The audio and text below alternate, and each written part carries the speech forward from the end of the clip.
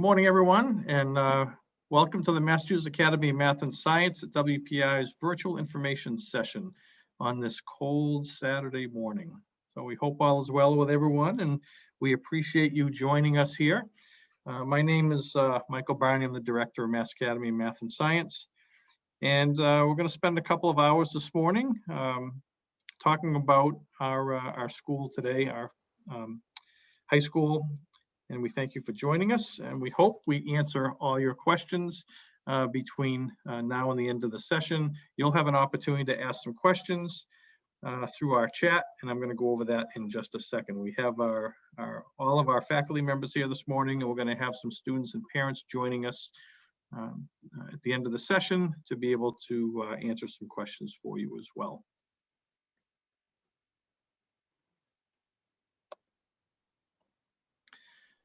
So after my welcome, I'm going to do some introductions of our faculty. I'm going to go through an overview of the school, and then I'll talk about our process for questions and answers and tell you how to access the chat and do that. So there's a question and answer bubble at the bottom of the screen. Your questions will be answered at the Q&A session at the end of the presentation, either live by a panelist with an answer typed directly to you. And if you still have questions at the end of the session that we didn't get to, you can certainly email mams-applications@wpi.edu, because sometimes at the end of an information session, you know, you go off and you say, oh, I should have asked that question. So certainly if you have questions at the end of the session or after the session, or anytime during the application process, you can send an email to that address, and we'll certainly respond to you. So the staff, as I said, my name is Michael Barney. I'm the Director of Mass Academy. I've been here since 2011, and you know, it's the greatest job in the world, so I really enjoy it. All of our full-time staff is here today. Anna Bain is our part-time wellness counselor. She is not with us today, but everybody else on this list is here. Anna also works for the Student Development Office up at WPI. Kevin Crothers is our STEM and STW, Science and Technical Writing teacher. Bill Ellis is our physics teacher. Lisa Post is our college counselor. Audrey Reardon is our operations manager. Tom Regele is our math teacher. Kristen Small, humanities. Angela Taricco is our computer science teacher, and Julia Wildfong teaches French and Spanish, and you're going to get a chance to hear from all of them in just a little while. They're going to give a brief overview of their curricular areas, and they'll be on the call at the end to answer specific questions about curriculum at the end of the call. So we're going to start with just a quick video about who we are, and you're going to hear from some alumni of Mass Academy.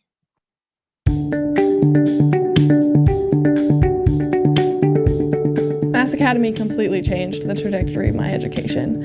It challenged me in ways that I wouldn't have been otherwise. I engineered a device to go inside an EpiPen that automatically calls 911 when the EpiPen is administered. And I have a patent, and not many high school graduates can say that they have that. Being a student at Mass Academy challenged me a lot and pushed me to my limits. It made me realize I could do things I didn't know I was capable of before. Studying abroad in France for 2 semesters, spending a summer out in Glacier National Park. It really opened my eyes to see that anything is possible.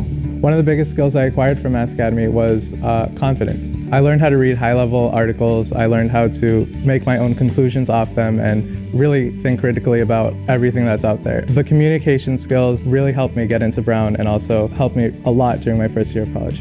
Mass Academy was a great decision. I was able to really do things that I was interested in instead of just following a standard curriculum. Because of Mass Academy, I became a scientist that can do more than just science. I worked in the Senate this past summer, and I was introduced to legislation, policy, things that I had never really seen before. I really want to make sure that I can translate whatever scientific things that I do in the future to actually having an impact. Mass Academy really just changed the way I thought about what I could do with my life. This past summer and past year at UConn, I worked on creating a proposal for cervical cancer research in India, where I wanted to help more rural women access cervical cancer screening. And that whole process was something that was already familiar to me because of my time at Mass Academy. And I think that's what really allowed me to conduct my research and actually go through with all the things that I wanted to. The teachers at Mass Academy are really the first people that sat me down and said, you want to do this thing, you want to get a PhD, you want to do research, you can do it. It's possible. We'll help you. Doing the STEM project, going to the science fair at MIT, having all of the classes at WPI really helped me prepare for UC Berkeley and really allowed me to confidently say in my UC Berkeley essays, I want to do this and I want a PhD in this field and I want to do this research. Since middle school, I've been really into science fairs and research, and Mass Academy helped me bring that passion to like an international stage. Through Mass Academy, I got to travel to places as close as DC, as far as India, to present research, meet with other students, and accelerate my path towards higher colleges. Coming to Harvard, I think probably the biggest skill that helped me was being able to be an independent learner, and that kind of a skill really makes me a more self-motivated student in college. Mass Academy really fostered an independence in me that led me to be able to do the things that I'm doing now. I'm a stronger leader, a better public speaker. I am more interested in collaborating than competing with others.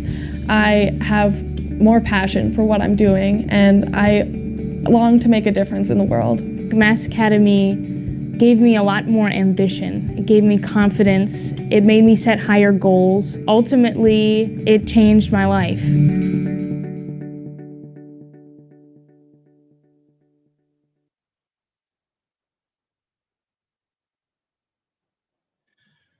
So those are all words in that video that come from our alumni. And I think the things that are important to hear from them are the school challenged me that anything is possible, that things that they get out of Mass Academy were confidence, that they developed their communication skills, they were able to do research. One of the things I thought was very important is that they became a scientist, because our school really focuses on applying your knowledge. It's not just book learning to take a test, but you are able to apply your knowledge in some real world projects, to be able to have an impact, and to be able to become not only an independent learner, but a leader and a collaborator. So those are the things that our alumni talked about after they left the academy. I think those are very important traits to focus on. So we also have something called the vision of the graduate, and we talk to a lot of our alumni about developing this. And so the skills that we hope that students will develop after attending the academy, to be forward-thinking, innovative, inquisitive, and confident. And our vision of the graduate statement is that we hope our graduates will aspire to. Mass Academy graduates are creative problem solvers and lifelong learners who are passionate and resilient when facing challenges and pursuing new opportunities. They excel in both independent and collaborative learning environments, are able to apply their knowledge and skills, and are both responsive to and respectful of the diversity of others. So these are the things that are important cornerstones at the academy, and we try to develop these things in our students because we feel that these are important skills for them to have in the real world when they leave us. So why Mass Academy? Why are you looking at us as a high school choice? We have individualized instruction. The students get a lot of feedback from the teachers. Small class sizes. Right now, our section sizes are between 12 and 14. It's a very collaborative environment. Students typically will talk to their classmates about the solution of a problem before they even go to their teachers, because that's the type of environment that we're trying to build. We're very project-based. Students do an individual research project. They work on an apps project. They work on a collaborative math project. They work on a film project. They work on an assistive technology project. So they have a lot of team-based projects, and they do an individual research project too. So in all these things, they're applying, they're learning in all their subject areas to projects that can be impact the real world, right? And we also have flexible scheduling. So right now, we're still in a remote learning mode, of course, because of the pandemic, but the pedagogical approach is the same. The students are collaborating and still working in teams. We actually have a virtual science fair coming up in a couple of weeks, and the students are ready to present their research to judges. They're developing their posters right now. And then senior year, the students are fully enrolled at WPI. And I'll talk about the curricular pathways at WPI, but students, if they're interested in biology or chemistry or physics or engineering, they can take a multitude of those science classes. They have a lot of choices. They're basically choosing out of the WPI catalog when they get the WPI, and they're taking their courses completely on that campus with the professors at WPI. So just some important points. It is competitive admission. Last year, we had about a 28% admit rate. So we don't know how many applications we're going to get this year, but it is competitive. So we ask you to take some time when you're working on your application. There is a optional but recommended video submission this year to be able to give us some insight on you. You know, there's letters of recommendation from teachers and a guidance counselor, so we can, you know, get some information about, you know, how you learn. And, you know, match is everything here. You must be committed to this program. It's very different from the pedagogical approach of schools. We're not AP driven. We're very project driven and collaboration driven, and so, you know, we encourage you. We have a virtual visitation day coming up, so we would encourage you to attend that, and I'm going to talk about that in a few minutes. But we encourage you to talk to our students about, you know, what our curriculum is like. It's an independent environment. The expectations here are that the student takes responsibility for their own learning. So we don't have a lot of, you know, progress checks. We don't have a software system where people can check in on whether the students are doing their homework. We place a lot of responsibility on the students to be responsible for that, because we're trying to develop those skills in a year to get them ready for being on a college campus. So it's very important that students, you know, take responsibility for their own learning, develop good habits of mind, and you know, and some academic maturity. I already talked about the applied learning model, that the students are able to do some research, but they get experience in teamwork and group engineering and things like app development. And they're going to present a lot. They do a lot of presentations, and they'll do a lot of collaboration at our school. So the academic program, junior year, every student takes these courses: math modeling.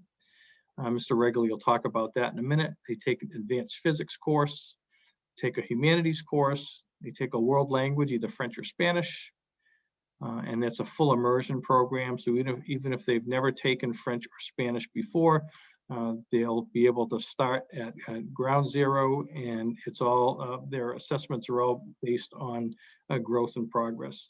Take a full year of computer science. They'll take a STEM course, which will include an individual research project and an assistive technology project. And wrapped up in that STEM course is science. They'll learn science and technical writing. So that STEM is all wrapped together, and they'll learn engineering, an individual research project, and science and technical writing. We also offer lots of extracurricular activities. We have Arduinos, we have robotics, we have slam poetry, we have math team, we have programming team. We have all sorts of extracurriculars for students to be involved with. We also have a 50 hours per year community service requirement. We have a community service club that runs activities. So if students want to do some community service together, they're able to do that. And we had you know, even in the remote world, we've had students a few weeks ago, they got together and made dog toys for a dog shelter through Zoom. So they got together to do that. Our next project is working with one of our community partners, Seven Hills, to be able to work with some of the people at Seven Hills and offer activities for the day residents at Seven Hills. And students, some of our students participate with their sending schools in some activities, including athletics. And in order to do that, you have to get a waiver through the Rule 52 at MIAA. So here's just a quick example.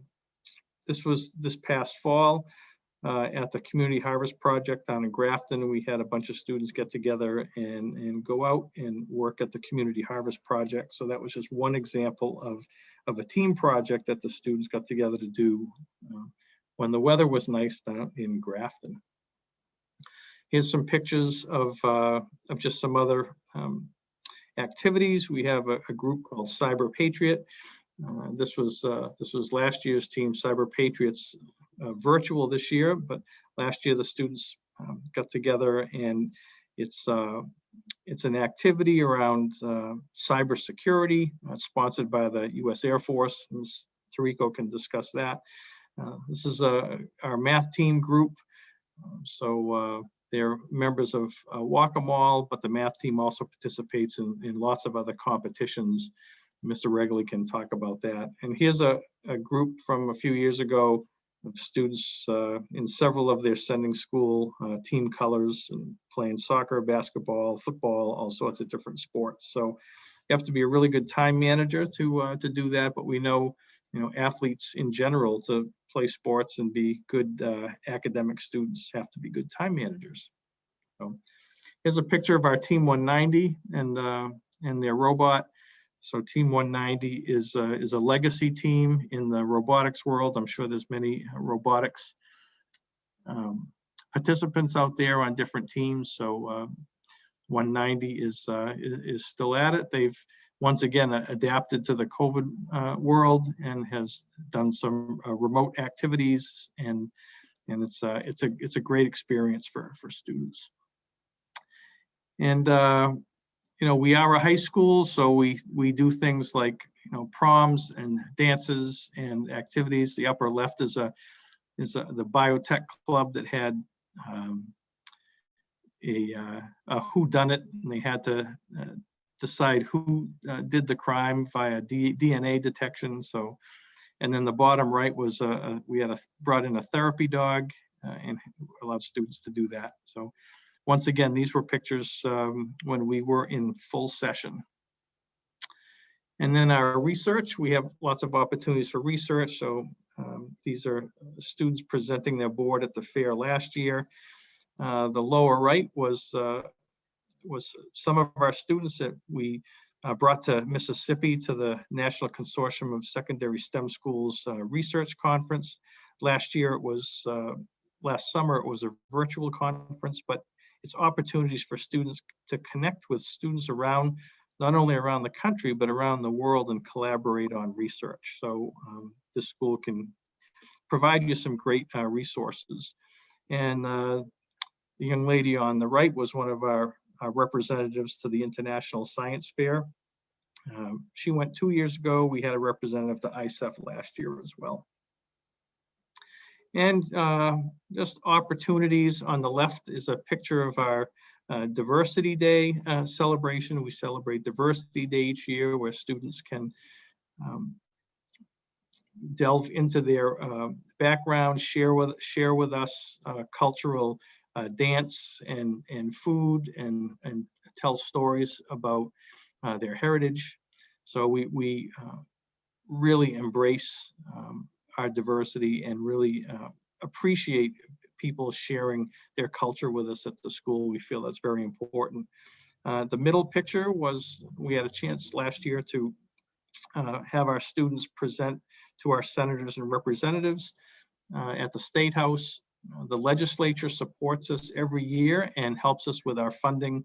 And we are a partnership between the Commonwealth and the legislators and WPI. So we certainly appreciated Senator Chandler, Representative Mahoney, and our legislators hosting us at the State House last year. And on the right That's Ms. Taricco and a group of students. That was a couple of years ago when our Congressional App Challenge winners were invited to Washington as their app was on display, one of the national winners. So lots of opportunities for our students. This is a picture of our app fair. These students developed, this was a crossover project between the assistive technology and the Apps for Good projects. They developed a watering system for a person who couldn't lift the weight of a watering can, and then they designed an app to control it. So that's, once again, that's just an example of how students solve a problem and then develop both hardware and software to help somebody in the real world. We also do outreach. We have our students doing tutoring. We have our students working with young kids or elders in the community, and we feel that that's really important for our students. So the calendar and the schedule. Our school runs from mid-August to late May. We get in about 1,100 hours of instruction. In a typical year, we have 4 quarters with breaks in October, around the December, January, usually 2 weeks around there, a March break, and then of course a summer break. We typically don't take Columbus Veterans or President's Day off on our school calendar. And then a typical school day for juniors is 7:45 to 2:45. That's stayed the same even in the remote world. The students typically have 5 to 6 classes a day with 15-minute breaks and a half hour for lunch. So they're fully engaged in their remote classes with the teachers, and then extracurriculars run after school. Seniors, they basically design their classes on their own. So they may have classes 4 days a week. They might have 3 classes on Monday, Tuesday, Thursday, Friday, and none on Wednesday. Their labs may adjust, but they pick their own schedule, just like a college freshman would choose it. So senior year, a student takes 4 terms, 3 classes per term. And each term they have to take a math course, a science course, and a humanities course. So a math course, the typical track for a Mass Academy senior would be Calculus 1 through 4, but we have some students that are taking more advanced math courses. So we advise them appropriately. In science, they could choose based on their interest. We approve the courses, but they could take engineering courses, physics courses, chemistry courses, biology courses. So if you go to the WPI website and just look at the catalog, you can see the wide range of courses a student could take as a high school senior. And then humanities, they need to take a writing or an English class, and then they could take 2 others, which could include art, music, history. So they have to fall within the humanities. And they also need to take 2 phys ed courses. This year we dropped it to 1 because of the circumstances, once again, around the pandemic. But an athletic participation in an athletic program would count for their PE requirement. They also need to do 50 hours of community service, and then a senior project. And the senior independent study project is something outside the academic area that helps them grow and helps round them out. And we've had students do everything from learning a musical instrument to American Sign Language to taking pilot lessons to becoming an EMT. So to learning how to paint. So it's a great experience for students, and it helps them round out their experience in high school, and it gives them a nice opportunity to spend some time doing something that they've really never had a chance to before. Sailing, scuba diving, I mean, it's really run the gamut. So it's a nice opportunity for them. So the application details, our application portal opened January 1st. Deadline is March 5th.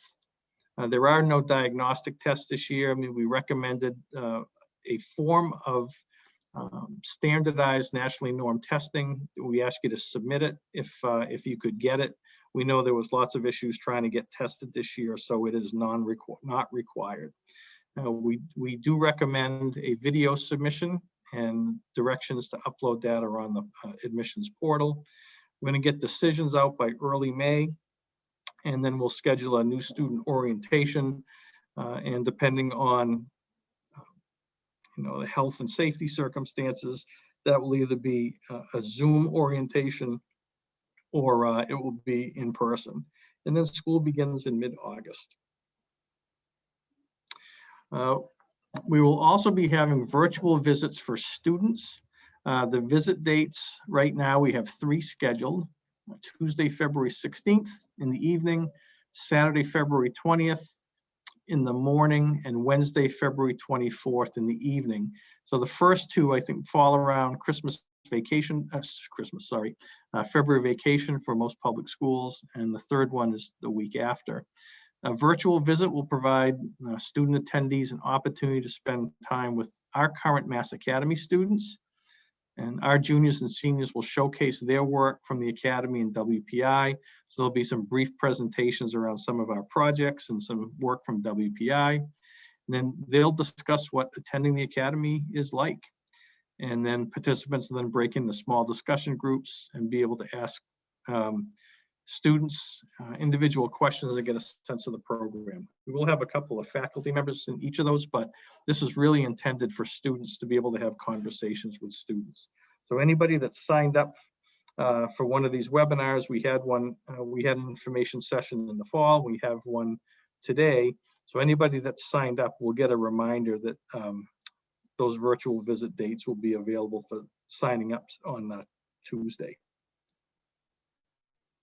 So if you think you have a student, or if it's a student listening to this, that you're the right match, we hope that this presentation has made you reflect that if you'd be a good fit for the Academy, it really is a special opportunity for the right student. And if you're a family that could benefit from this educational environment, please go to our website, go to the admissions page, and we hope you start an application. We'd love to read about you and hear about you, and hope that this is an opportunity that may work for you. In 2020 we were recognized as one of the top STEM high schools in Newsweek, and this year, for the 4th year in a row, we've been recognized as the #1 public school in Massachusetts. So ranking systems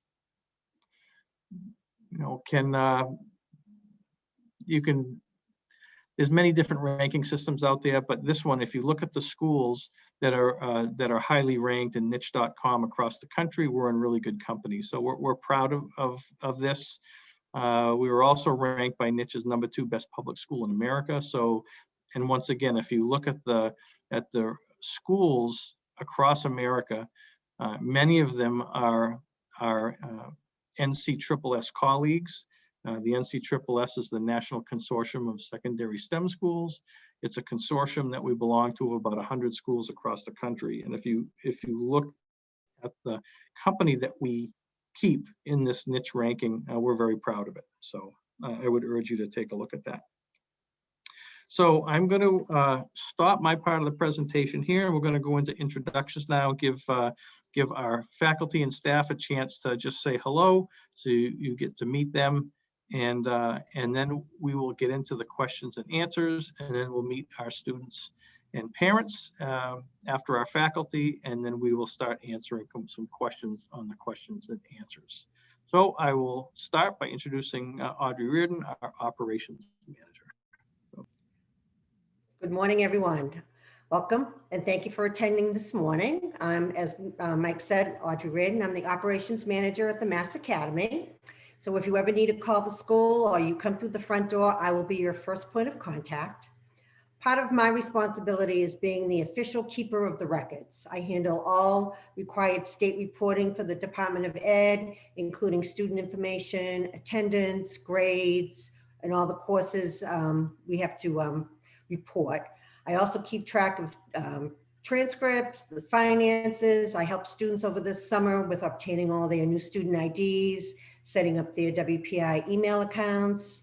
I'm also the coordinator for most of the big school events, being graduation, teacher appreciation, science fair, summer programs. So if you ever have any questions about the Mass Academy, or any questions in reference to the application process, you can either email me if it's a specific question, or I will put you in touch with somebody who can help you.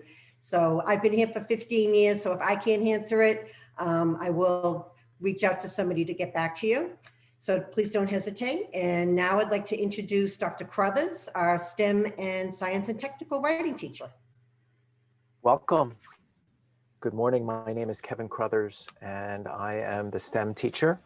And I wanted to describe STEM for you as a course that ends up promoting scientific research and the engineering methods. And also, we don't require experience for this. And so I end up guiding students along through this entire process of the scientific and engineering process. We start off with brainstorming and question development. We go through a literature review, and we also read some high-end scientific literature, and we train students on how to read that and critically analyze it. We also go through the experimental design and testing process, data analysis, and then one of the important components to the scientific engineering method or process is iteration, and then ultimately communication. So redoing the experiments, redoing their observations, and iterating their designs. And then we all prepare for communication, and communication can occur and does occur in a couple of different ways. We end up presenting and getting ready for STEM Fair. Our STEM Fair is actually in about a week and a half.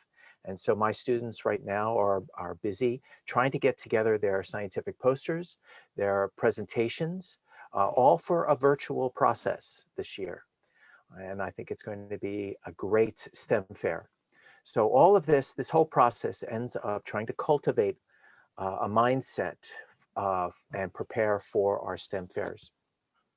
The first part of the year, we have an independent research process where you as the student is responsible for developing that researchable question or an engineering need or mathematical conjecture. And we go through the process over the period of time and prepare for our STEM fair. Those individuals who can end up advancing on to the regional or even the state level. And we've also had individuals move on to a national level through ISEF and the American Junior Academy of Science. The second part of our year, we collaborate with community organizations to identify need and develop a solution for those community organizations, such as Seven Hills and Elder Services. So throughout this whole process, I also end up incorporating science and technical writing. And so we do a literature review, a STEM thesis, and engineering technical reports, along with some proposals. We also get experience making scientific posters and presentations. All of our students have the opportunity to extend their experience with working with WPI faculty and outside experts. And I encourage that to have students get a broader viewpoint and perspective. And so now I'm going to wrap up with that, and I'd like to introduce our physics teacher, Mr. Ellis. Thank you. Hello, thank you. So I'm Mr. Bill Ellis. I teach physics here at Mass Academy. And some of the things I'd like to point out is we know that students come from a lot of different public schools, and the science sequence at a lot of public schools are in different order. So some students come in with bio and chemistry in 9th and 10th grade. Some students have a physical science, engineering, or physics course in 9th grade. And some students have a different order and sequence. So there is no assumption that you've had any particular order. It is helpful if you've had a lab-based science prior, but there is no other requirements for what you've had for science courses. But all Mass Academy juniors will take physics. Some students have already had prior physics and some have not. but about 80% of the students have it. So we feel it is one of the target sciences to provide for the year. We're just too small to provide full courses in biochemistry and physics. So we'll all do physics together, but if you're interested in bio or chem, you certainly can take them your senior year, and you can even do your STEM projects on them. So we have some students who want to do more advanced level physics and have some math to go along with that, like calculus-based physics problems. But you can do those problems even if you have no prior calculus. We work in a collaborative environment. All the daily work and the homework is not graded for right or wrong. It's just graded for effort. We encourage you to try things, maybe out of your comfort zone, without the risk of it being wrong. So that's the high challenge, low risk environment.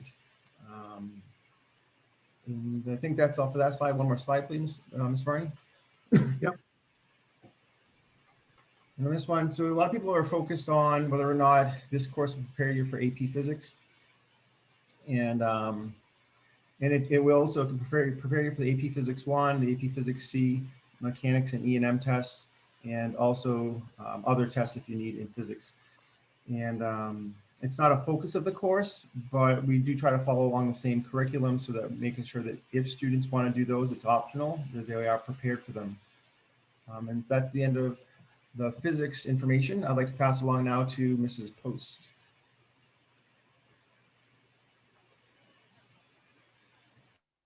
Good morning, everyone. Thank you for joining us today. My name is Lisa Post. I'm the college counselor here at Mass Academy. Beginning in the spring of junior year through winter of senior year, I work and guide students one-on-one through the college search and college application process, which includes financial aid and scholarships. I work one-on-one with the students and tailor-make a plan for them based on their interests, on what they're interested in studying in college. I'm also the testing coordinator, so I am responsible for PSAT testing, coordinating AP testing, MCAS testing this year and most likely next year based on what's going on with the pandemic and the state. I also do personal counseling with students around stress, time management, organization, whatever is causing them stress in their life. And I'm a member of the wellness committee. So the committee works together to offer activities to help students with mindfulness and wellness overall to keep them healthy and try to relieve stress. And that is my presentation. And I would like to now turn it over to our math teacher, Tom Regele.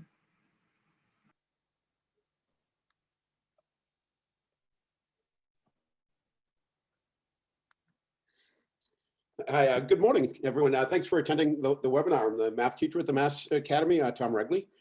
The basic makeup of the junior year math course is centered around problem solving, collaboration, support, and thinking differently. With many different communities represented each year, I hope that each student progresses at their own pace, generally. So we achieve these things by working through a variety of topics in math, such as math modeling and problem solving, some traditional high school topics, and some topics such as number theory and discrete math. Modeling takes on multiple meanings in mathematics.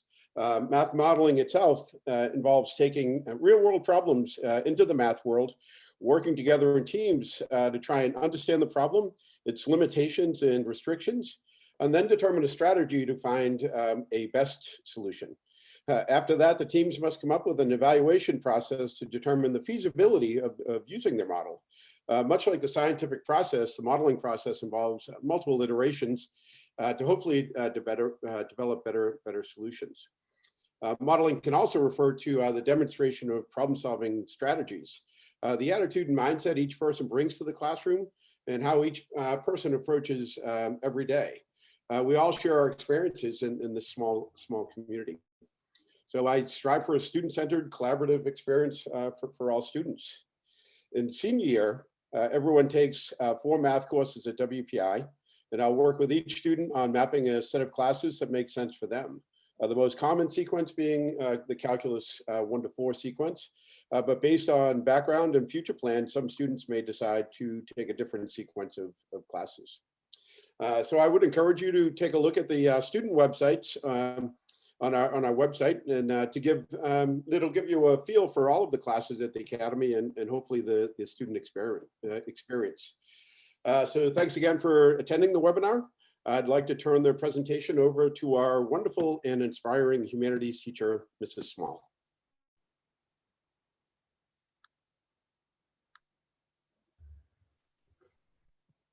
Thank you, Mr. Regele. Hi, I'm Kristen Small, the humanities teacher. And I know typically people have a lot of questions about what the term humanities would refer to in a course. So I would describe the course as a mixture of literature, writing, history, philosophy, a little bit of art and music history as well. We also dig into psychology and sociology. The course is structured around our essential question, what does it mean to be human? So throughout the year, we have a variety of different units, which are listed here. And in each unit, we try to examine from all of those different disciplines, what does it mean to be human now, and what might it mean in the future? The course is a writing intensive course. So throughout the year, we do approximately 9 essays. And for each essay, students write a draft, peer review, and engage in a variety of one-on-one check-ins with me. My goal for the writing is to get the students confident and ready to produce college level writing, both in their senior year and in the rest of their college years. I encourage them to come up with their own system for writing. So for some students, that means continuing to stick with the 5-paragraph essay and perfect that. And then for other students, it's taking on something new and taking risks. By the end of the course, my ultimate goals are to create students who are critical thinkers. Many of our students move into STEM fields in college, but I emphasize the connections between the humanities and STEM and the ways that they can use this education to further their goals in engineering, science, medicine, mathematics, etc. I think I might have one more slide, I'm not sure.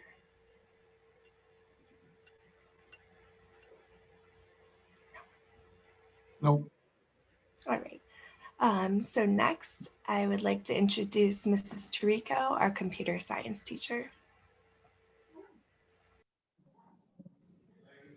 Hi, thank you, Kristen. Good morning, everybody. Thank you for joining us today. I'm Angela Taricco. I teach computer science. And I'll just describe a little bit about what the course, what the computer science course is about. So the course begins with web design techniques and implementation using HTML and CSS. Students will be responsible for developing and maintaining their own personal and professional electronic portfolio in the form of a website. And I know Mr. Regele mentioned you can visit the student sites through massacademy.org to get better perspective on what the students are working on, what projects they may have done as seniors. You can view both the juniors and the senior sites to get perspective from both lenses. So feel free to visit those. I encourage you. You can kind of see what the product of one of the products of the computer science course looks like. The course will then get into the fundamental ideas of object-oriented methodologies through the widely used Java programming language. So a few topics that will be discussed are data types and structures, decisions, iterations, recursion. We then get into how to design and implement classes. We look at algorithms and standard input-output. So students will learn how to analyze software programs through test and validation, and also learn how to use the software engineering lifecycle model. The course then will transition into our Apps for Good program, where students will work in groups to find important issues in their communities that they care about and come up with a solution on how technology can help solve that problem. For the project, the student will go through all key aspects of new product development. So coming up with their own idea, looking at market research, investigating both data and technical feasibility, deciding on which tools and technologies may be required in order to fulfill the goals, to actually then developing the product through design, development, test. And then we have an apps fair at the end of the year to celebrate all the students' accomplishments through their projects. So that covers what the course will go through. A few other things that, from a computer science perspective, so we do participate in the ACSL, which is the American Computer Science League, so students can choose to partake in those events. We do have the Cyber Patriot extracurricular activity. Cyber Patriot is where students will work in teams as newly hired IT professionals to look for vulnerabilities and fix vulnerabilities in security networks, and also to tighten computer systems to make sure that you can't access information on those computers, and as well as offering programming team. So programming team is where students can further their learning and work on other competitive style programs, as well as participate in some of the high school programming contests that are sort of sprinkled throughout the year. There's also a few like capture the flag opportunities where students can participate in those competitions as well. So thank you very much for joining us. And I would like to now introduce our foreign language teacher, Julia Wildfong.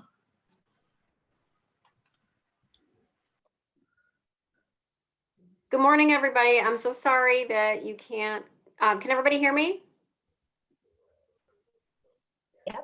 Yep, you can hear me? Okay, great. I'm sorry you can't see my face right now. I'm having some technical difficulties. I did get all dressed up this morning, so I'm sorry can't see that, but hopefully we'll get this fixed.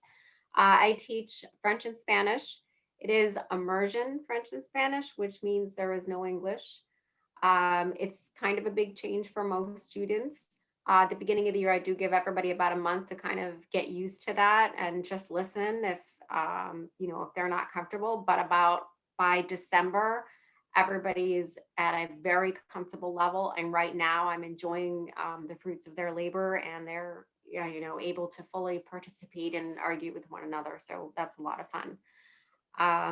I teach the class not using a textbook for several reasons. Number one, I don't really like textbooks. And number two, people come from all over Massachusetts and have had different experiences. And there is no textbook that would fit everybody's level. So I use instead authentic literature, music, and films. And my goal really of the course is to make sure that students can speak, read, write in the target language at the highest level possible for them by the end of the year. It is very project-based, just like everything else at the school. In addition to regular, writing projects and working on grammar, we do games, scavenger hunts, museum visits, building projects, and a movie making project, which we're still doing even during the pandemic. And it's becoming a real fun challenge to do that. Each student's progress is measured individually, and this is measured by 3 tools: audio portfolios, writing portfolios, and a video portfolio. For example, the student will have a video interview at the beginning of the year with me and one at the end, so that I can measure their progress, not against everyone else, but against themselves. So it really is individualized. And that's pretty much it. If you have any questions, feel free to email me and I will answer you. I don't think I have anyone else to introduce. Is that correct? That's correct. Yep, just back to me. Thank you, Mrs. Wildfong. Okay, so now I'm going to take you on a brief video tour of the school.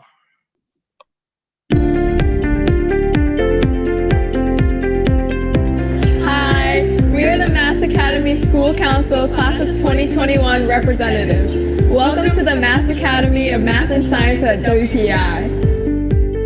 Mass Academy is a public high school of excellence for 100 academically accelerated Massachusetts juniors and seniors. It was established in 1992 by the state legislature to provide an enriching educational opportunity that emphasizes math and science in a comprehensive, interactive, project-based, and collaborative academic environment. Every student begins their day entering this courtyard. There are several features to notice even before you enter the building. There is key card access to the facility, so only authorized students and faculty may enter with permission. Our cards allow access to the external lobby 24 hours a day as a security measure. There is also a call box which connects directly to campus police. In the last year, we also installed automatic accessible doors to our main entrance.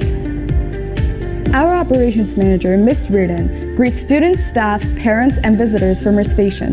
Recent additions include the plexiglass protective screen based on COVID-19 recommendations, a hand sanitizing station, new signage to remind students that preventing the spread of COVID-19 is a community effort, and a video screen which displays weekly schedules, events, pictures, messages, and announcements. From this vantage point, you can also see the director's office, our conference room, used for college visitors and collaboration space, the health office, the lobby, and several teachers' offices. As one enters the main part of the building, you immediately walk past the honor wall, where plaques representing student achievements are displayed, as well as a rotating exhibit of senior posters. These posters highlight the junior year accomplishments, including individual research, team projects in assistive technology and app development, community service, and extracurricular activities. We are proud of the accomplishments of our students and faculty. The Brickyard is our largest meeting space and holds a variety of events, including keynote speakers, extracurricular activities and events, dances, concerts, and school-wide meetings. The Brickyard is named after our founder, Arthur E. Chase, whose vision, with support of WPI and the Commonwealth of Massachusetts, made this academy possible. The grand piano, which is in the corner of the room, brings great joy to the academy, where students can use it to display their musical talent. Our makerspace continues to be a popular destination before, during, and after school, as multiple iterations on engineering projects can be designed and printed quickly and efficiently. With our MakerBot and Prusa printers, students utilize this space to support individual research projects, as well as their assistive technology team projects. Our library area is a commons that is used by juniors and seniors, and is well designed to support our collaborative nature.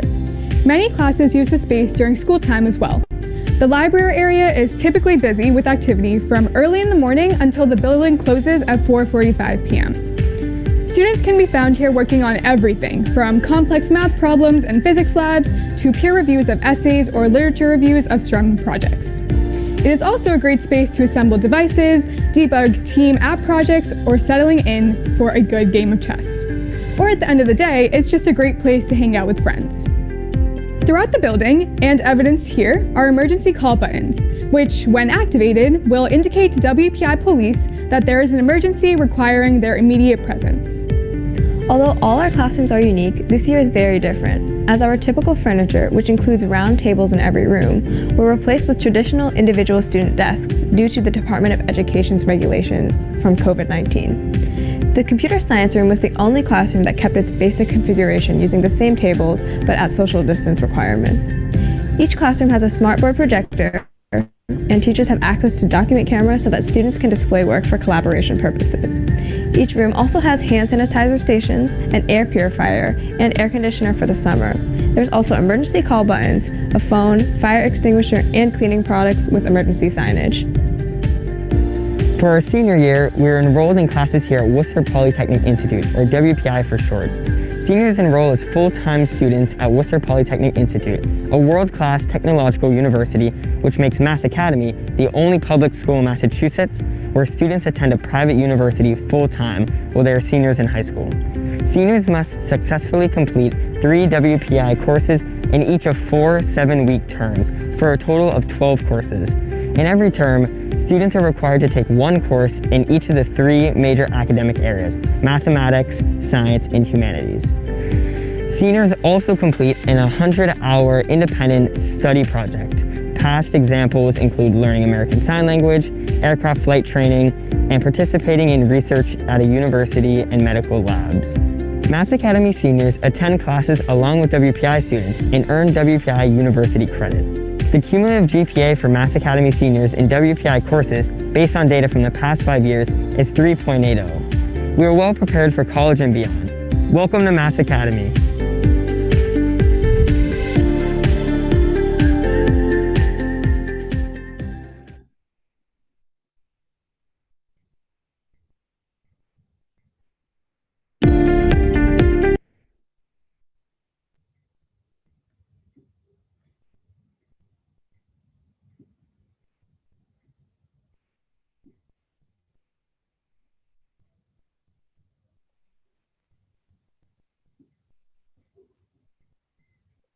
I'm sorry, I was muted. So since we can't host visitors on campus right now, we hope that that video at least gives you some semblance of what our building is like if you haven't had an opportunity to see us before this year. And I want to thank our school council members and class officers for helping us with that video tour. So now I'd like to welcome some students and parents to our conversation. So we have some members of the class of 2021 and some parents of some seniors. So I'm going to start with the students. I'm going to ask them to jump on the call here and do a brief introduction, maybe a minute apiece, just to tell us who you are and where you come from, and maybe just a little bit about an extracurricular or a project or something at WPI that you've been involved with. And then I'll ask the parents to do the same, who your student is, and maybe just a quick anecdote of your experience at Mass Academy. And then we'll start going through some Q&A that has been coming in. So we'll start with the students. So Will, why don't you start us off? All right, hello everybody. I am Will Babensack. Like Mr. Barney just said, I am a senior here at Mass Academy this year. I came from a small town called Westminster. It's about a half-hour north of Worcester, and from a high school called Oakmont Regional High School before I came to Mass Academy. I have been competing in clay target sports for the past few years. And that's where I got inspiration for my STEM project, which I brought through a bunch of different competitions and events. Thanks to Mass Academy, I never thought that I could have done any sort of scientific research or engineering research before I came to Mass Academy, and it's really helped me get that confidence to kind of represent the school at more events like that.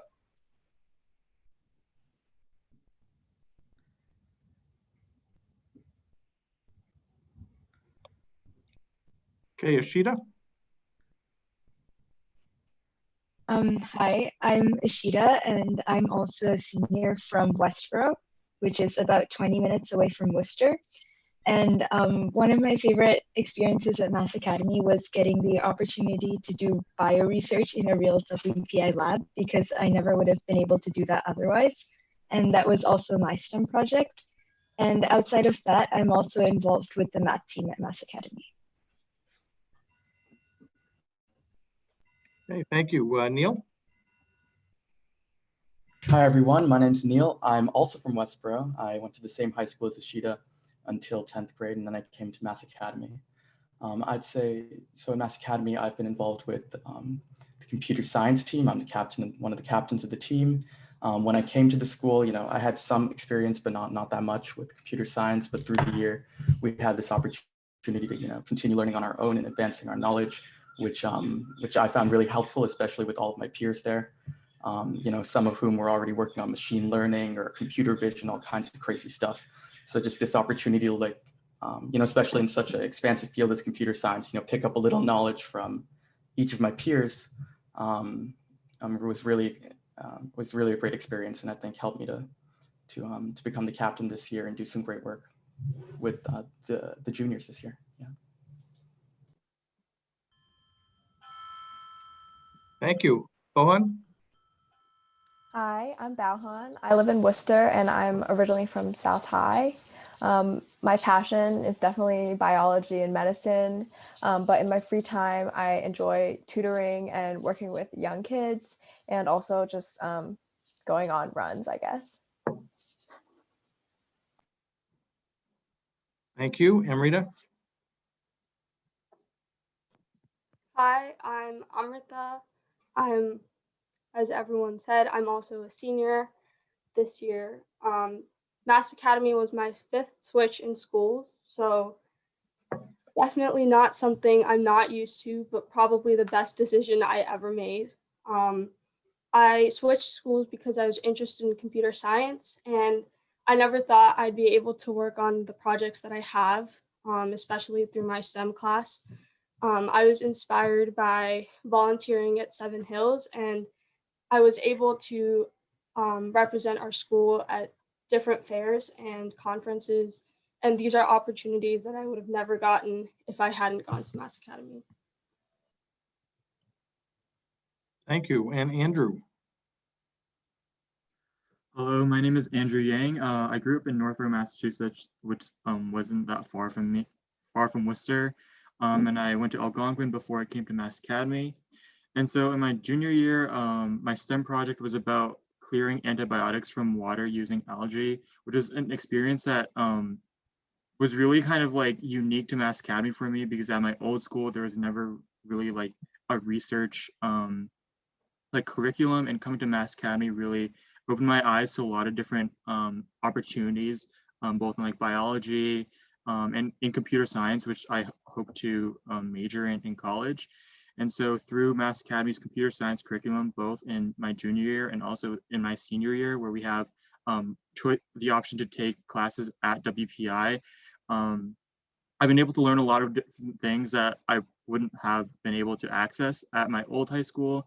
And I think that'll really like give me like a kind of like a leg up in the future.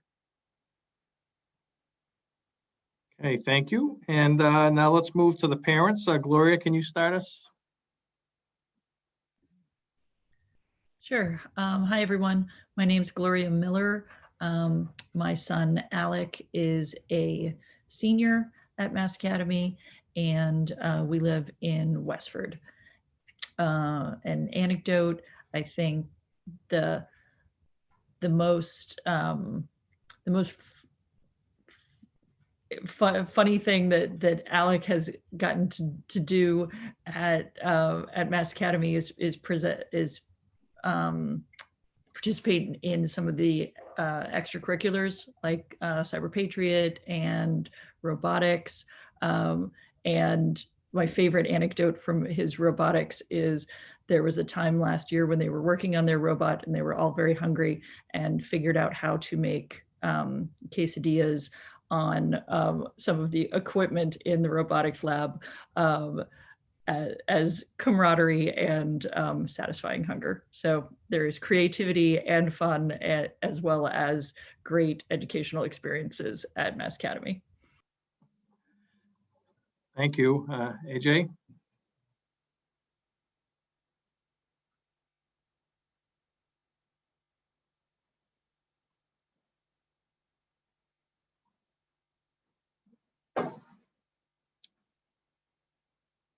Amrita, is Dad on, or should I go on, move forward? He's talking, but I don't know where he is. I can quickly go check on that. All right, we'll come back. Julie, you want to go next?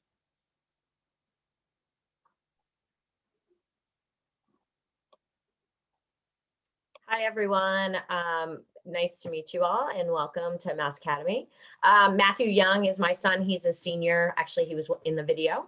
I think the one thing for me that, as I talked to Matt about his experience as a junior and now at WPI, what he's enjoyed the most is the collaborative learning environment. I think what is super unique about what Mass Academy has done is created this environment where learning, these kids all love to learn and they're learning together. And they're all bringing something unique to the table. So they're not only learning from their teachers and being guided from their teachers, but they're learning so much from their other students and friends. And I have to say, you know, the one thing I've really enjoyed watching Matt grow is in this learning and collaborative environment. I think the other is science was a big push for him. He wanted biochemistry and science, and he would have never been able to do that at his charter school. And so coming to Mass Academy has allowed him the opportunity, as some of the students have said, to get into the lab, to do research, and to really be on campus and immersed in science curriculums. Great, thank you. And Beth.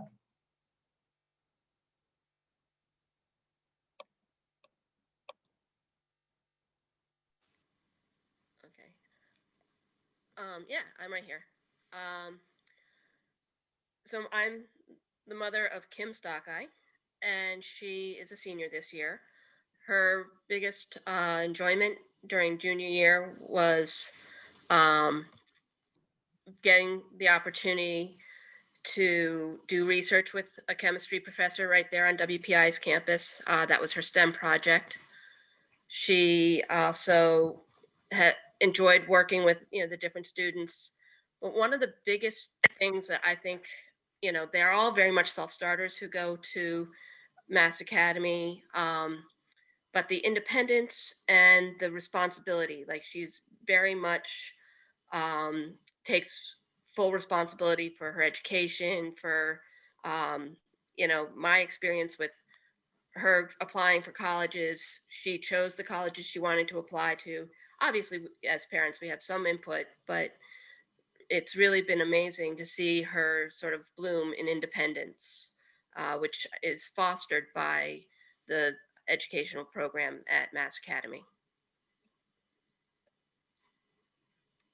Great, thank you. And AJ, are you on the call? Yes, I am. Can you hear me now? Got it. Yes, thank you.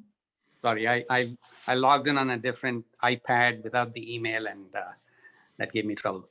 Like I said, I'm in Westboro. My daughter Amrita is also on the panel. And one of the things I was pleasantly surprised with is, even though the school is small, it probably fit inside one of the elementary schools in any of the towns we live in. You shouldn't underestimate how dedicated and focused the teachers are on their students. My daughter had been to a private school before she came to Mass Academy, and I was pleasantly surprised at that she could get even more attention and interaction and from her teachers than in the past. Also, not only do they teach them the material and they learn things through a hands-on project-based approach, but they also get them prepared for the college applications in terms of getting a resume ready, in terms of getting a website ready, and then in the summer before senior year, writing their essays. I thought all of that attention to detail is phenomenal. Okay, thank you. So we have a lot of questions on the Q&A thing here. So I'm going to start divvying them up. The first one, Julie has typed in, and she would like to answer this, but then I'll throw it out to some of the students too.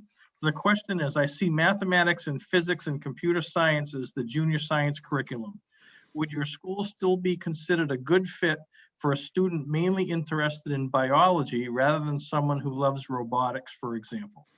So Julie, you can take that first, then I'll give it to a student, and then I can ask one of the teachers to chime in. Sure.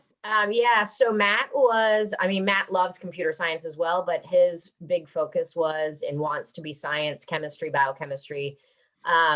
And honestly, this was an incredible fit for him because of the opportunity to take for his STEM project, to be able to go on campus, pick his project, pick the discipline he wanted to work in, whether it's chemistry, biochemistry.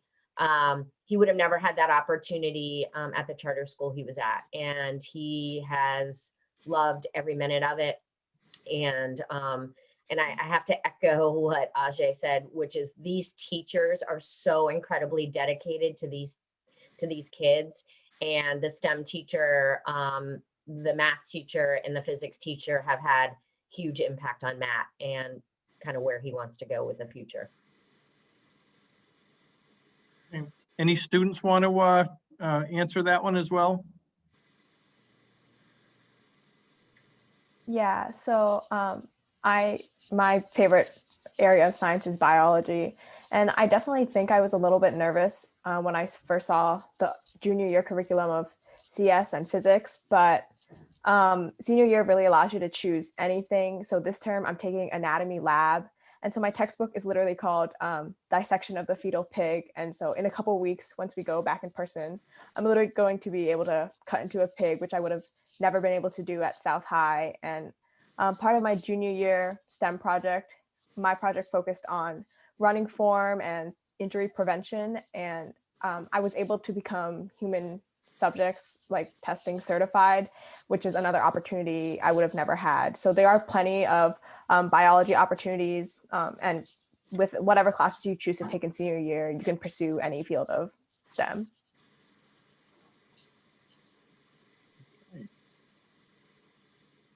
All right, thank you. That was those were both great answers. I don't know if any teachers want to answer that as well. I know that question comes up a lot, and there's a lot of opportunities to go into bio classes senior year, and also the STEM project, the individual STEM project. There's lots of students who choose biology projects in STEM junior year. Here's one. Do you have the option for other computer languages like Python? Ms. Taricco, would you like to answer that one? Sure. So in terms of the curriculum itself, Python is not a language that is taught as part of the curriculum. However, I have had students who have done some Python programming for either their independent project. So, and I have a few students here who have done some independent projects for the computer science course. Generally, if students have taken and done well on the AP CSA exam, or have background knowledge in programming other languages, for example, they have the opportunity to work on an independent project. And that independent project could involve some Python. I have a couple of students who have done projects that required Python in order to be able to meet the requirements of what they were trying to accomplish. In addition, there is a Python course offered on campus senior year. And so students also would have an opportunity to dive into more Python programming as a senior. And Andrew was one of those students. He's actually on the call right now. Andrew, if you want to mention the project that you worked on for CS last year. Yeah, so like Mr. Rico mentioned, I took AP Computer Science A in my sophomore year, so therefore I kind of covered the material beforehand.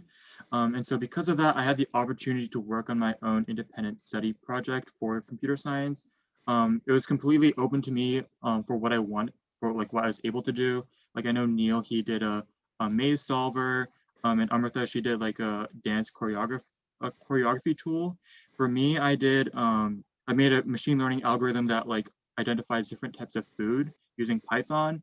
And so before that year, like last year, I actually had almost zero knowledge of Python. So like, even though it was an independent study project and I was like making my own like software, I also had the opportunity to like learn about these different things before I applied them, which was a really interesting experience for me. And because of that, that experience last year with the independent study project, I was able to then do a summer program at MIT this year called the Beaverworks Summer Institute, where it kind of went a little bit more in depth with the machine learning stuff. And that was a really fun experience. It was a 4-week kind of like intensive camp that was online this year. And I got to further my skills with Python. And then this year with the senior year curriculum, where we have the flexibility to do whatever we want in terms of like science, I ended up pursuing computer science. And this year I've actually had 3 different computer science languages for the 3 classes I've taken so far. So the first term was a language called Racket. Second term was in Java, and then this term I'm taking a class in C and C++. And so there's definitely a lot of opportunities for students to kind of step out of their comfort zone and learn something new in computer science.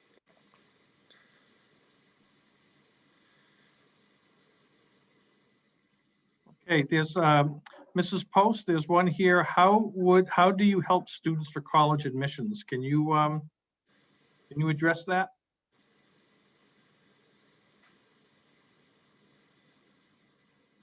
Hi. So for college admissions, I mean, that's a pretty broad question. I think some of the seniors can answer that as well.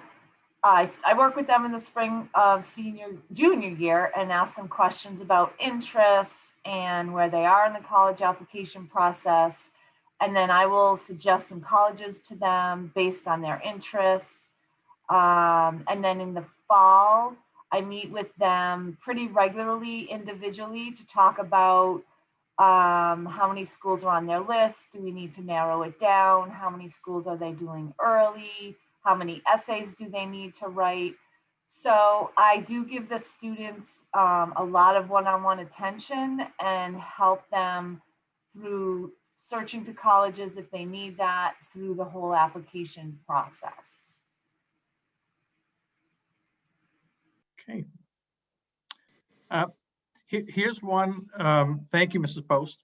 Here's one for, I'd like students and a parent has asked to chime in on this one too. How many hours of homework would you say is assigned each night?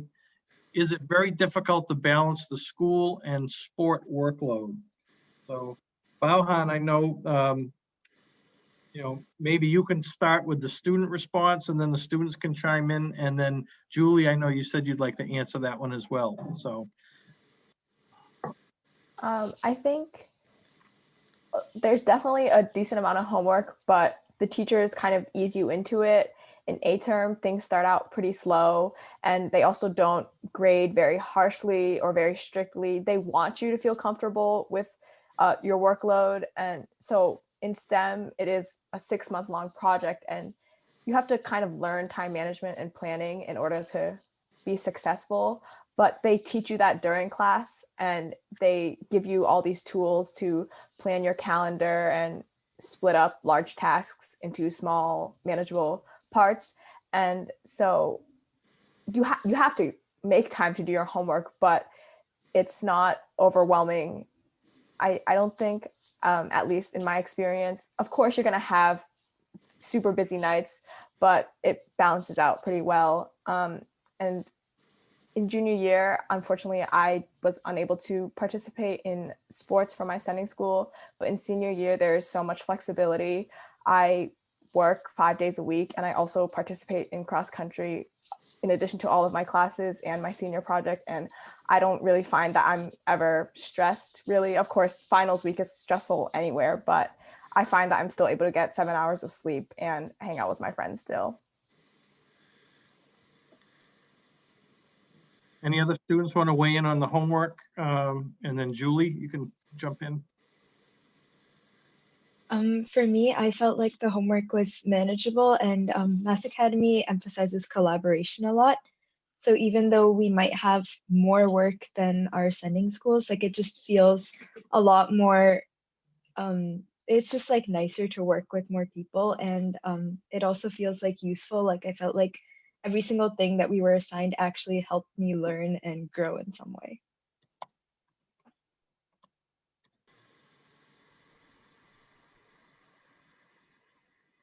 Okay, Julie, did you want to? I can chime in as a parent of an athlete. So Matt was able to run cross country junior year and also still be in scouts and manage his workload. So I think, as Bauhan and Ashita said, it's really time management. The collaboration is huge. I mean, he was on the phone a lot with his classmates, really working with each other. I think they want to see each other succeed. So it's feasible to play a sport. I know there were other kids also at Mass Academy that played soccer junior year and were able to make it work. And most of the sending schools are very open if you miss practice and whatnot. But it's feasible if time management, you work on your time management.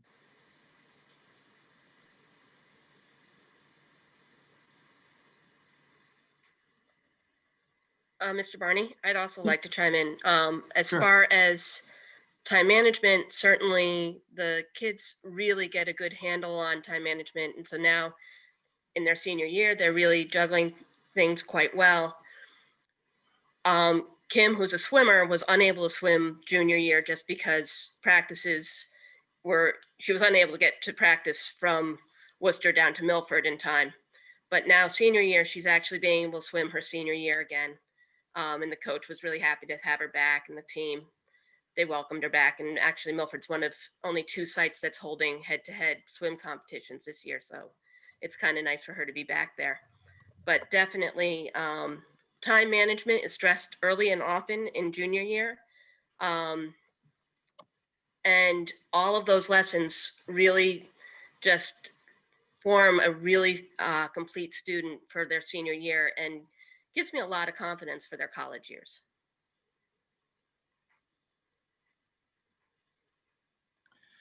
So I'm going to open this one up to anybody, faculty, students, or parents. What is the most underrated aspect of Mass Academy?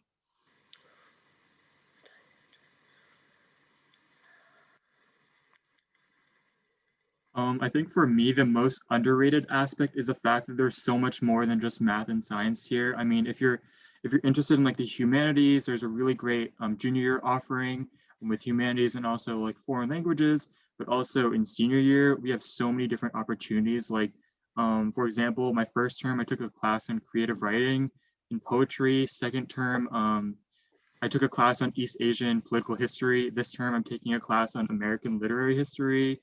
Next term, I'm taking a class on the British Empire. So there's just so much variety here at WPI and at Mass Academy that you can take advantage of. And for people that are like scared of losing that humanities feel of their current high school, like I wouldn't worry about that at all. I feel like the opportunities here are really incredible. And also like, if you are in music, there's a lot of opportunities on the WPI campus. As a Mass Academy student, you have access to a lot of those programs. And so this year and last year, I've been able to sing in the WPI chorus. And I know there's people playing in orchestra, jazz band, and we have all of the opportunities that a high school, like a normal high school would have. Like I've been able to audition for districts and play at concerts and stuff. So it's been a really, really good time for that as well.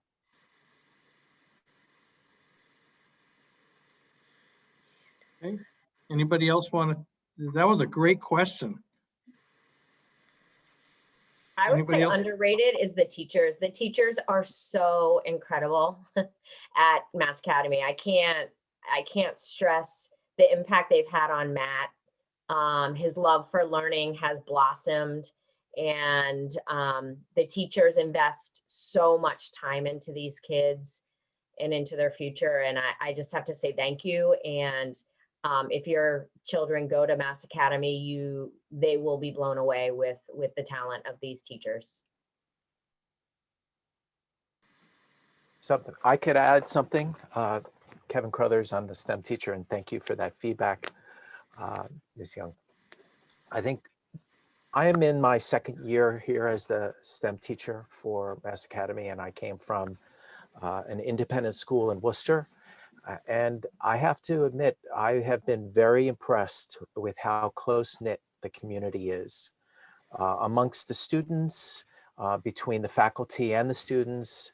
And I think that is a really hidden gem for anybody to really look at, because I think at a much larger high school, kids get lost and there isn't that personal aspect. So I think the close-knit community really is that underrated aspect.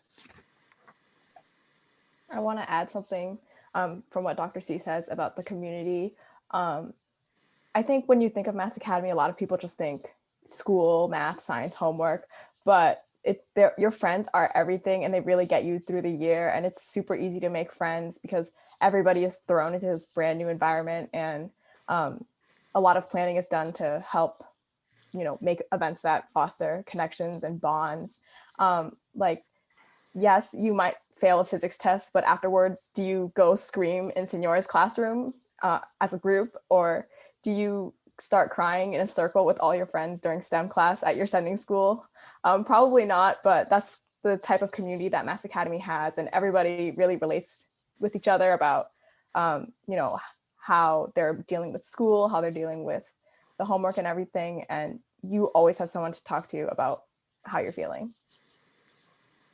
I guess like going off something similar really briefly, I think like being surrounded by so many people who are also like hardworking and really, really motivated also helped motivate me and like prevented me from burning out.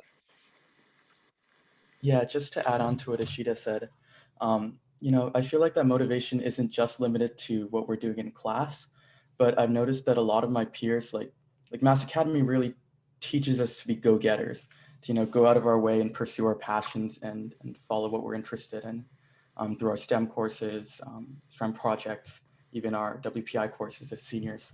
So I feel like some of the things which I've ended up doing with my peers, like right now we're organizing a math competition for inner city high schools. And over the summer, I participated in a hackathon with a few of my friends. And I really would have not have done any of these things if you know, Mass Academy hadn't sort of trained us to, you know, think about what we enjoy and to, you know, spend our own time pursuing that with our peers who are also doing the same exact thing.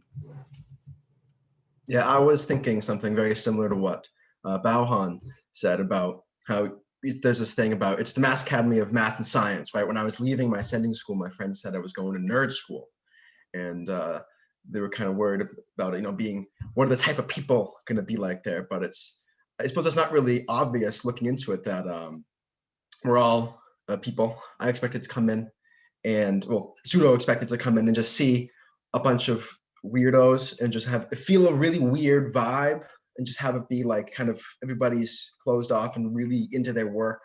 But that's not how it is at all. Everybody is a person that you can talk to. And even if they do things that are really cool to you or do a lot of really complicated stuff, you can still both get the same grade and fail a physics test and go cry in the bathroom. That aside, we're all people here, and that is something that isn't quite obvious from the outside. I think that's an important part.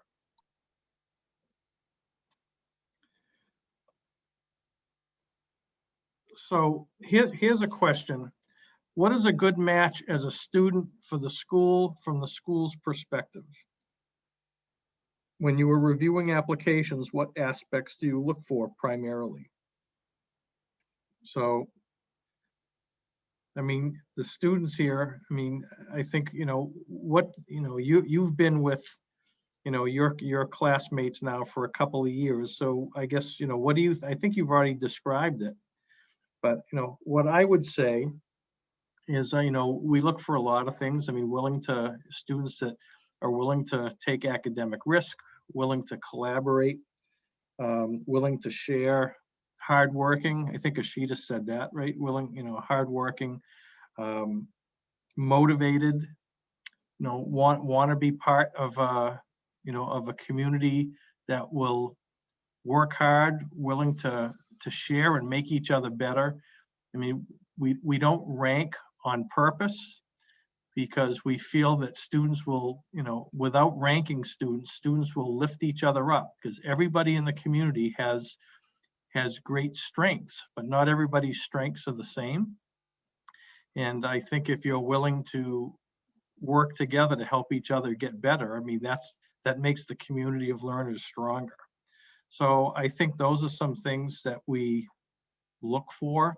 And I think, you know, year in and year out, when students come to us, we see the group grow and get stronger. I think having that growth mindset, you know, to know that you know, you're going to work harder than you've ever worked when you come to Mass Academy. Am I accurate in making that statement, students? You know, but I think you're going to see incredible growth.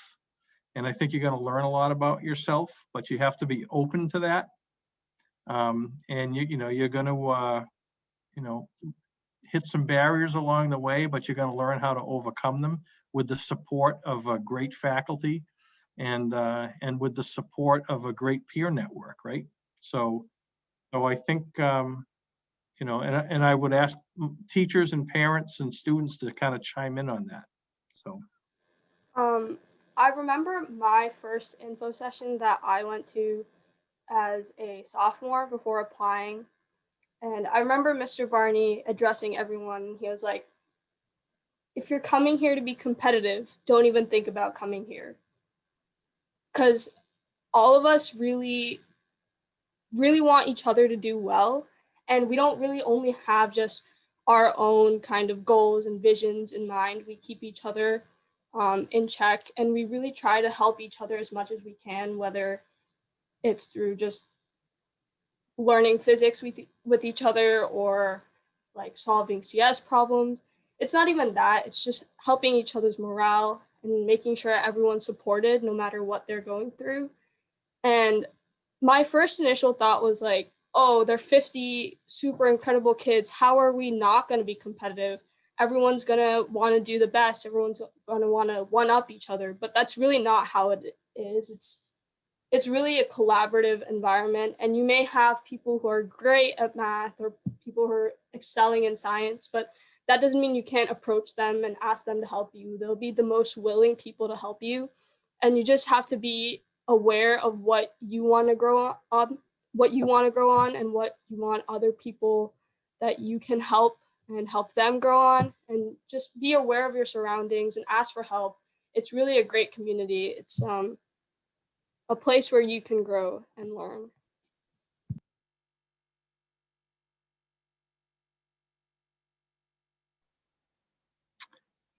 Anybody else want to weigh in on that one before we move on?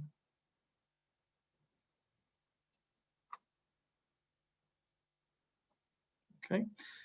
This one came in. Can you talk a little bit more about the grading system? So junior year, there are 3 interim reports along the way until you get your final transcript for junior year. So the first term, students, because we have students coming in from 30 or 40 different school systems into our junior class, teachers will do a narrative report about habits of mind. So about collaboration, communication, receiving feedback. So each teacher will address habits of mind and also content. You're still getting grades on tests, you're still getting grades and feedback on papers, but your first net report from the school doesn't look like a regular report card with A's, B's, C's on it. It's a narrative report. And then after that narrative report, you get to discuss that with your parents, and then the teachers. We have meetings with all the teachers, with your parents, and we talk about the narrative report. And then at mid-year, which is in just after in beginning of January, you get your first report, your mid-year evaluation with letter grades, which are A, B, C, D, and then comments if necessary around your mid-year performance. And then C term, you get another report, interim report with letter grades on it and comments. And then at the end of the year is your final grades. So that's the only grade that is reported, is your last term grade. And then seniors get graded by the WPI professors, and the grades at WPI are A, B, C, or if you don't pass a course at WPI, which I can't remember the last time in my years here that we've had one of those. It's called a no record. But I think the student GPA at senior year is about a 3.8 something. So our students are extremely well prepared for their work at WPI.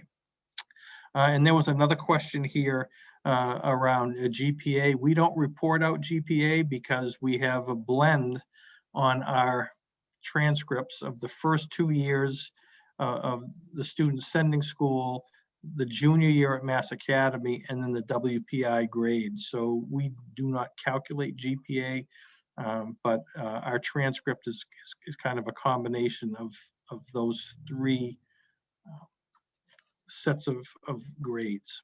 So and this one's here's one to the seniors. What is your favorite difference between a normal senior year, or what I guess you would just what you would figure it would be from your or talking to your friends, and taking courses at WPI? So my favorite. Shidi, go first. Okay. So my favorite part of it is that I get to like explore topics that I definitely wouldn't get to in a regular high school, and I have like a lot more flexibility over the classes that I'm taking, and also like what time I take them. So let's say for instance, like someone doesn't want to take evening classes because they have like a certain volunteering opportunity or something that they want to do, then they can just schedule everything in the morning. I've found it to be completely night and day from what I see with my friends, and an amazing experience and opportunity for a lot of the reasons that Ashita just lined out. The flexibility, I think, is one of the biggest things. Flexibility in when you take your classes. I haven't had a class on Wednesday since like October. I've had no class on Wednesdays for the rest of my classes. I've been able to pick when I've had my classes, and most importantly, I've been able to specialize in classes that I would never be able to have taken before. Like I have, for myself, I picked a full lineup of computer science courses to follow. Guess what I'm interested in? So I've been able to take the equivalent of a first year computer science major at WPI as a senior in high school, whereas some people will be coming out just with APCS, and it's just a world of difference. And then there's also the opportunity to explore in different science topics, because WPI has so many different resources and departments that if you want to take one class in each different discipline, you can take that. And the amount of time that you have to be on campus with your friends and kind of explore around, if you are in person there, which hopefully you would be as a senior, it's just a completely amazing experience in just about every way. I also think, sorry, Neil. I also think that, especially during COVID, it's been a great opportunity for us to continue to go to WPI. I know that a lot of my friends outside of school maybe go to school like once a week or twice a week, and a lot of their other classes are asynchronous and they just have a ton of work to do. It's not even like they're watching lectures or anything. For me personally, even though I went to school for the first 2 terms twice a week, I had a lot of lectures to watch, and I could always reach out to my professors and ask them questions. In addition, I also took a CS track, but I was interested in taking art again during one of my high school years, and I was able to take a college art class, which I really, really enjoyed. There's such a variety of classes that you can take, and you can choose what you want to take. I'm not a very history person, and so I did not take that many history classes. I'm only taking 1 this year, but for people who are interested in history, can take history all year. And for people who want to do something different like me, I took art. You can do literally whatever you're interested in. Yeah, so kind of like what Amrita said about doing what you're interested in, and on the flip side, I guess, of Will's specialization, in the case that you don't know what exactly it is you're interested in, you also have this opportunity to sort of dabble around in many of the different fields and courses which are available up on campus, which is something you might not have that much of a chance to do in your undergrad year, because there are certain requirements you have to fill in order to take all the correct courses to get your degree. So having this 1 year to dabble around. For example, I took an electrical engineering course last quarter, and this quarter I'm taking a quantum mechanics course. So you can go all over the place and try different things that you might be interested in to see what you like.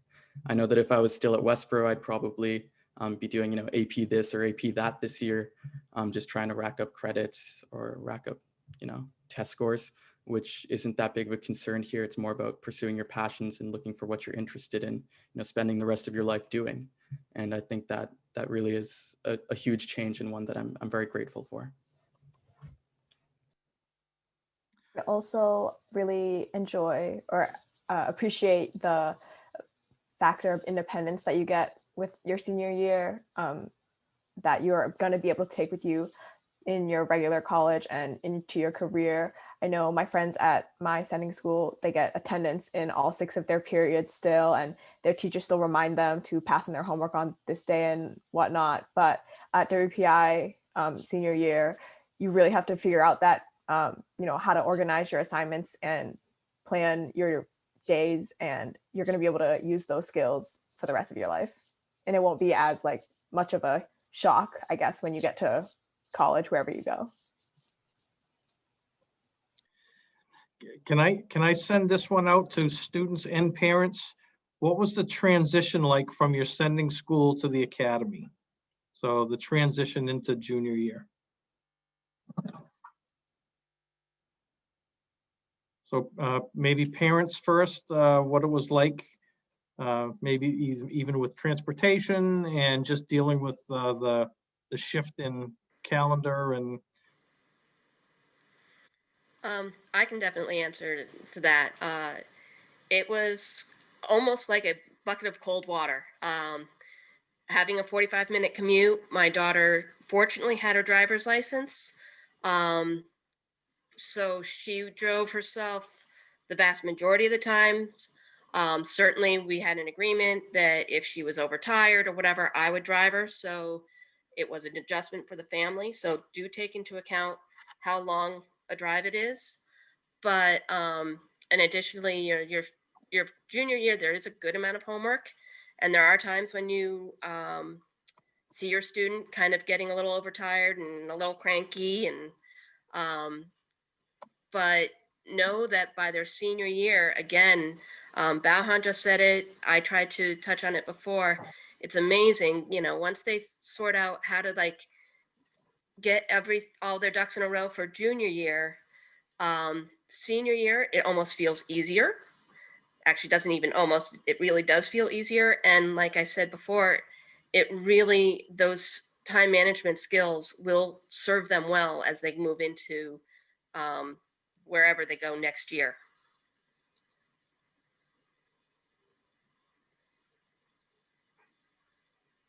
I mean, Go ahead, Gloria. Yeah, I think it's definitely fair to say that it's an adjustment. Expectations are very high. The junior year curriculum is incredibly challenging, but there's also a ton of support. And I think it's really that balance that makes the Mass Academy equation work, because while expectations from teachers are extraordinarily high, the class size is also so small that teachers are really able to have a handle on what students' needs are, where students are. This is not a place where you can hide in the back of the classroom if you haven't done your physics homework, because if you haven't done your physics homework, Mr. Ellis will know that you haven't done your physics homework. So it is, it's incredibly active, participation heavy education. Your students will become responsible for driving their own education. They will gain all sorts of skills in time management and independence at a very rapid rate. So it is a dramatic adjustment, but there's also a ton of support to help them make that adjustment. Yeah, I could probably reiterate one of the comments, Gloria, you just made, which is they own it. And the school does such a great job at helping them adjust to kind of this new, really intense curriculum. But I think the collaborative environment, the community that everyone's spoken about has really helps with that. Definitely if your kids drive and they're able to drive themselves there and back, it's less of a burden on the family, but not everyone had that luxury junior year, but that does certainly help. But I would say the teachers and the students themselves really help each other with the transition. And that was really fun to watch, honestly. And then by senior year, your kids are doing everything on their own and you have no idea what's going on, but they're super successful. And yeah, it's awesome.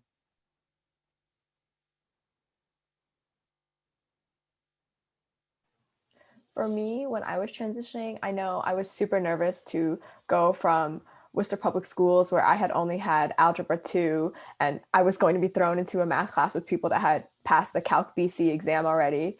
But the teachers do a great job of understanding that everybody has had their own educational circumstances up to this point, and they don't expect you to know calculus if you've only had algebra, and they tailor their classes so that you can get the most out of it, even though you may be at a super advanced or just, I guess, Massachusetts standard level. I don't really know how to describe it, but every class has different opportunities for each level, and the teachers, they never like create an environment where you feel behind. It's super open to ask help from teachers or students. And if you want something more difficult, you can definitely get that. And if you just need to talk to them about how you're feeling, they completely understand that too.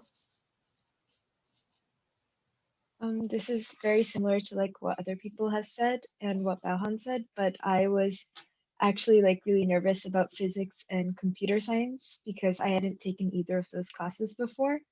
But just with a combination of like my friends and also the amazing teachers at Mass Academy, I never felt like it was really hard to transition. And within like the first month or so, I felt confident that I could keep up with both classes, and then they still challenged me enough to keep everything interesting, and I just learned a lot through them. It's the transition is a very personal experience. We're all coming from different schools. I know that I went to my school district for my entire life. So I was leaving 11 years of where I'd been, leaving like 6-7 years of friends that I've had. And it can be kind of a jarring experience to come in and see people you've never seen before. But one thing that I can say is that it is certainly possible to maintain relationships with people that you have left at your sending school. I know that can be a big worry. For some people, it was a big concern for my parents when I was leaving of what I would be leaving at a normal high school. But I have still maintained friendships that I have left at Oakmont. And perhaps it's even been better for my relationships in my sending school because it's the people that I know are my better friends that are still keeping in contact with me and that are still making the effort to stay in touch. But if you are disgruntled with your school and you wanna leave, then I know I was disgruntled with the academic situation at my school, so that helped make the transition in for me easier on the academic side. And much like Bauhan and Nishita said, if you come in and you are Algebra 2 or pre-calculus, Mr. Regele will know that and he'll treat you as such. And if you come in and you finish the calc sequence and you're ready to be a sophomore in college as math major, then he can meet you at that level too. All right. I came in with the same worry as Bauhan with math, and Mr. Regele will meet you, Mr. Ellis will meet you. There's people that are where we were, and there's people that are like Ishita and top tier at math, and we're all living in the same school and we're all surviving together. And we all get there in the end. So when I visited the school, I guess of all the subjects that were going to be taught, I was concerned about physics. I'm as an engineer, I guess I use physics day in and day out. And one of the concerns was how can they go from zero? A lot of students there, coming from different levels. Most of them had not done physics, including my daughter.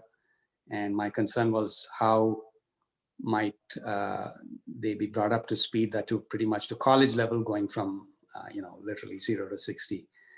And back in India where I grew up, we started dabbling in physics probably in our 6th grade. And so I was concerned about the steep time or the soak time. But I must say I was pleasantly surprised that Mr. Ellis did a phenomenal job in getting the students up to speed and getting them a feel for the subject so they know how to think the physics way, if you will, when they look at the world.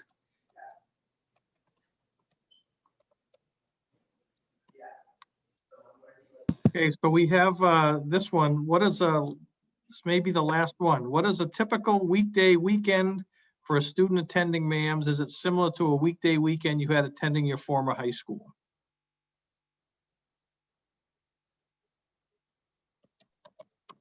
I can say for at least the senior experience is definitely very, very different because the classes aren't scheduled like at like a typical high school. So like you might have classes starting at 10 and like 4 instead of from like 7 to 2. So that's definitely a big difference. In terms of junior year, the hours, the school goes slightly longer, I believe. So it started for us at 7:45 and ended at 2:45, I think. Um, and so like the timeline for school is not too different, but like outside of school, I wouldn't say that like, to be honest, like, compared to my friends from Algonquin, where I came from, like during their junior year, I feel like the homework load was like not significantly more than what they had. Like I'm talking about like people that are taking several APs. So like that wasn't too bad, but I would say that the homework load is very different in style because at Algonquin and at most public high schools, I'd say the homework is more focused on, okay, I'll give you like 20 problems to do tomorrow.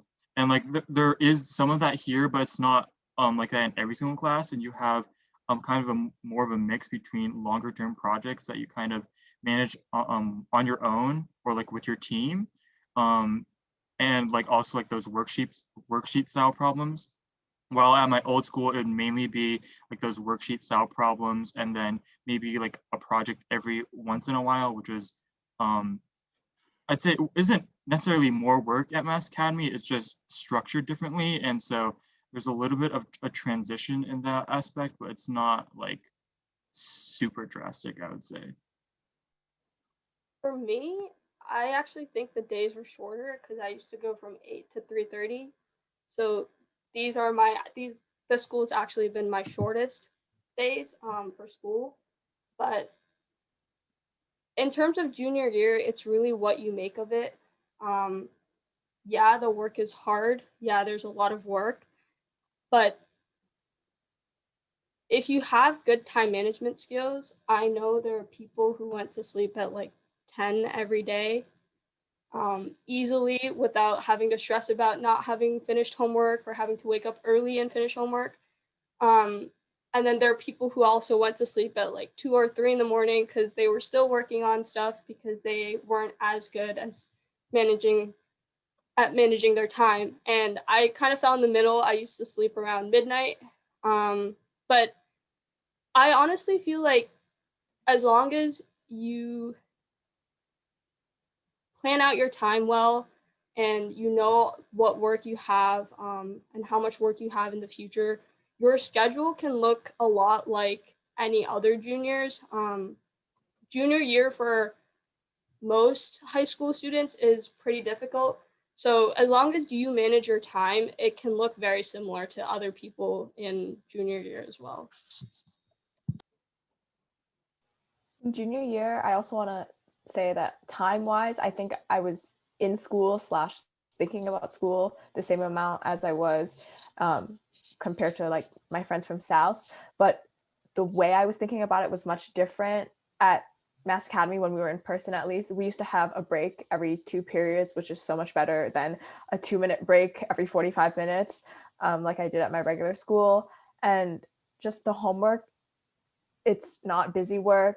For my STEM project, I did human subjects testing at the WPI gym. And, for my homework, some days it would just to be going to the gym and watching other people run and teaching people my procedure for my project. Other days, like in math, you can never predict the homework in math. Sometimes you'll be like coding a modeling problem on a software that we use called Mathematica. Other days, you'll have worksheets with questions that you did not know could ever exist. And the thing is, Mr. Regele and the other teachers, they don't necessarily expect you to get the problem right or know how to do it. Just to see that you're thinking about the subject in a new way is more than enough learning. Yeah, like Bauhan said, even if the day is sort of a similar length, you don't think about it the same way because, well, for one, the schedule is always shifting around. So every day feels like, a new experience different from the last. It doesn't sort of just blend into, all right, going from period 1 to period 2, the daily drudge that you might experience at another school. And also just because there's so many activities going on through the year, and you're always working on something new, something different. It always feels like you're excited to come to school and start doing something because there's something new waiting for you. It's not just the same, memorize some facts or take a quiz or something like that. Like you can never predict math homework. You can never predict, what you might be learning next in physics. It's always something new waiting to be found out.